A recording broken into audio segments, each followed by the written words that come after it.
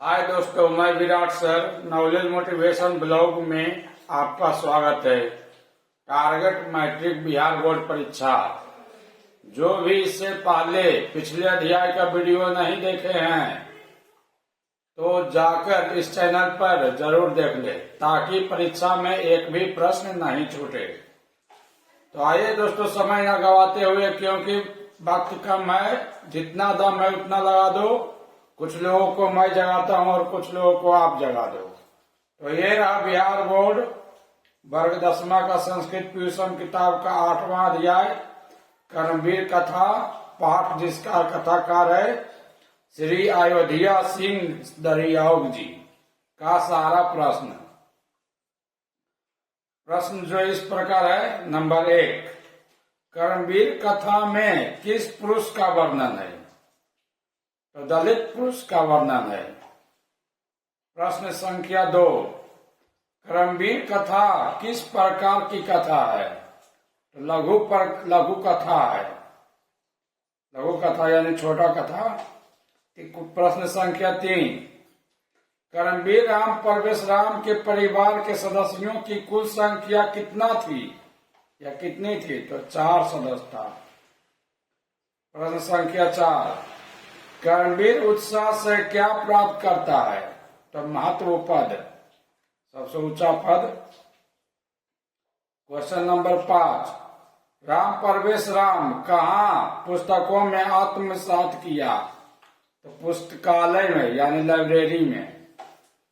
Question number 6, Ram Parvesh Ram कहाँ के पुस्तकालयों में पुस्तकों को आत्मसात किया? तो महाविद्यालय में।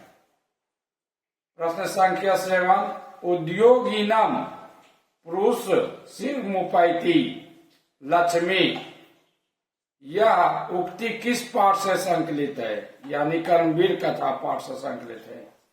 इसका हिंदी हुआ बच्चा लोग, बाबू लोग, उद्योगीनम पुरुष सिंह मुपैति लक्ष्मी, यानी उद्योगी पुरुष के साथ हमेशा लक्ष्मी रहती है।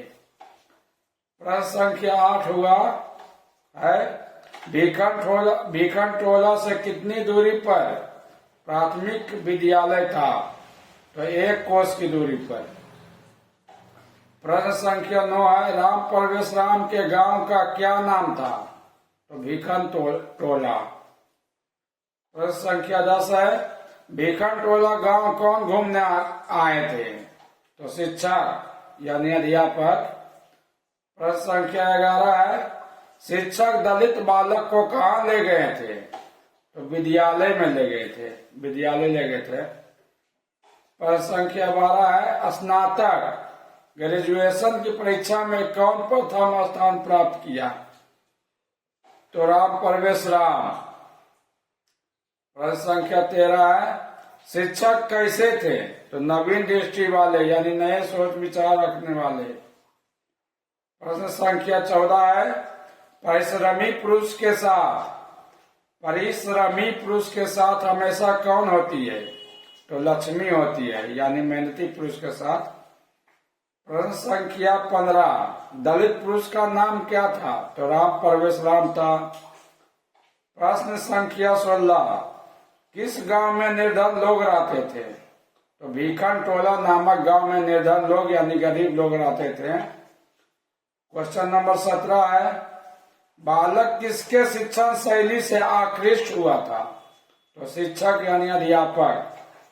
प्रश्न संख्या 18 है, यूपीएससी का फुल फॉर्म क्या होता है? तो यूपीएससी का फुल फॉर्म होता है यूनियन पब्लिक सर्विस कमीशन। इसका हिंदी होता है केंद्रीय लोक सेवा आयोग। उसी तरह प्रश्न संख्या 19 है, IAS का फुल फॉर्म क्या होता है? तो इंडियन एडमिनिस्ट्रेटिव सर्विस। इसका हिंदी हुआ भारतीय प्रशासनिक सेवा। प्रश्न संख्या 20 है, विलस्ट जीवना शब्द का अर्थ क्या होता है? तो कठिनाई से जीवन जीने वाले। 21 नंबर है, क्वेश्चन नंबर 21, स्वाध्याय शब्द का अर्थ क्या होता है? तो अपने परिश्रम से। 22 नंबर प्रश्न है, आकृत काल छेपा शब्द का अर्थ क्या होता है? तो समय ना गवाने वाला। प्रश्न संख्या 23 है, अपने राज्य और केंद्र के प्रशासन में किसकी प्रतिष्ठा थी? तो राम परवेश राम की। प्रश्न संख्या 24 है, जब शिक्षक पहली बार भीखन टोला गए तो राम परवेश राम क्या कर रहा था? तो खेल रहा था। जब पहली बार भीखन टोला शिक्षक गए तो राम परवेश राम खेल रहा था। ठीक उसी तरह क्वेश्चन है 25 नंबर, राम परवेश राम ने स्नातक परीक्षा में प्रथम स्थान प्राप्त कर किसकी ख्याति को बढ़ाया? तो अपने महाविद्यालय की ख्याति को बढ़ाया। क्वेश्चन नंबर 26 है, कर्मवीर कौन था? तो राम परवेश राम था। क्वेश्चन नंबर 27 है, लक्ष्मी किसका वर्णन करती है? तो उद्योगी यानी मेहनती पुरुष का। प्रश्न संख्या 28 है, भीखन टोला गांव किस राज्य में है? तो बिहार राज्य में है। प्रश्न संख्या 29 है, दलित ग्रामवासी पुरुष की कथा का नाम क्या है? तो कर्मवीर कथा।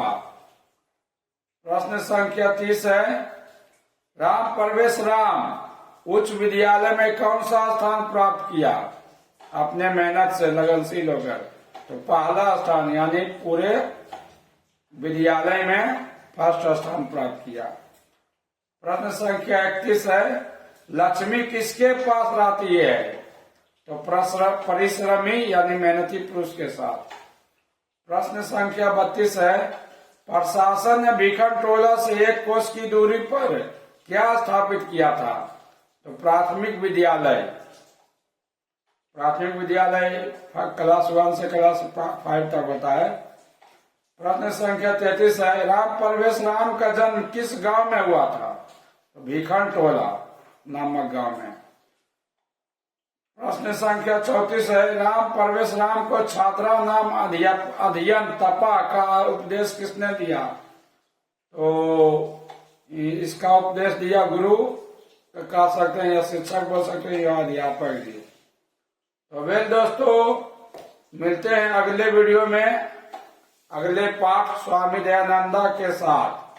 अंत में मैं कहूंगा दोस्तों, हमेशा हर हाल में रिवीजन करते रहिए।